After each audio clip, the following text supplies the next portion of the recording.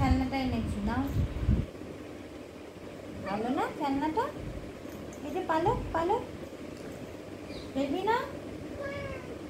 তুই একা আছিস বলে তো নিয়ে আসলাম। এই দেখ, ঘুষো মারলে পড়বে না, দেখ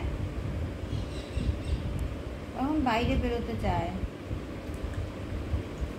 হ্যাঁ নাও খেলো।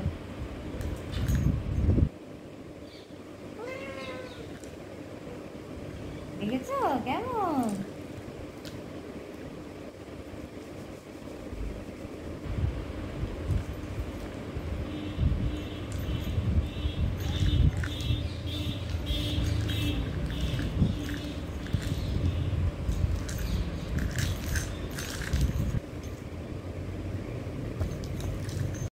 আজ যেহেতু দোলের ছুটি, আর এবছর দোলে কোনো রং নেই আসলে আমাদের, তাই আজকে দুপুরটা পুরোটাই বঙ্কুর ঘরে কাটিয়েছি। অনেকটা সময় দিয়েছি ওকে, আসলে একদম একা থাকছে তো, সেটা ওর জন্য সত্যিই খুব পেনফুল, সেটা আমি বুঝি।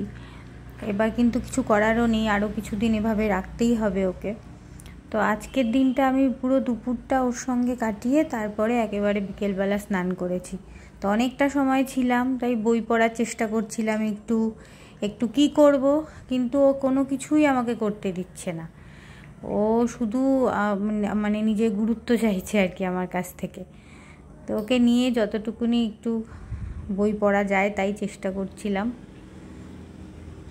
এই যে একটুও কাজ ছাড়া করবে না, যতটা সময় থাকবো কী যে করবে, পায়ে লুটোপুটি খাবে, কোলে বসে থাকবে সারাক্ষণ।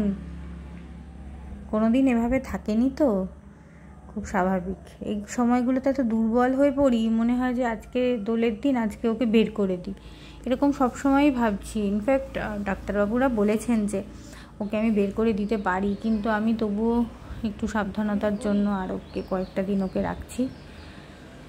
এমনি ওর নর্মাল, ওর হিসু পটি সব কিছু নর্মাল আছে, নর্মাল হয়ে গেছে, খাওয়া দাওয়া নর্মাল আছে।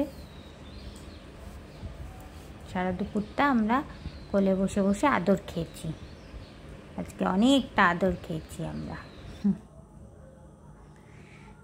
আর ওইদিকে দরজার ওপাশে ব্রজ বসে আছে। ব্রজ টের পাচ্ছে যে এখানে বঙ্কুকে রাখা হয়েছে, অথচ ওকে দেখতে দেওয়া হচ্ছে না। এর কারণ তোর মাথায় ঢুকছে না। মাঝে মাঝেই দেখি দরজার ওই মুখটাতে বসে আছে, নিচে নাক ঢুকিয়ে শোকার চেষ্টা করছে যে এখানে ঘরের মধ্যে হচ্ছেটা কি। আর কটা দিন, তারপরেই বের করে দেব, আর কয়েকটা দিন।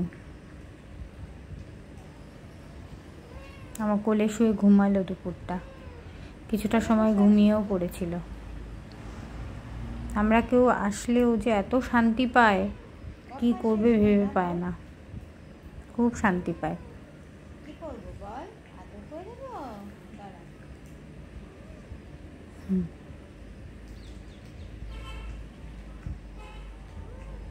বইটা বন্ধ করে রাখবো, এটা চাইছিস?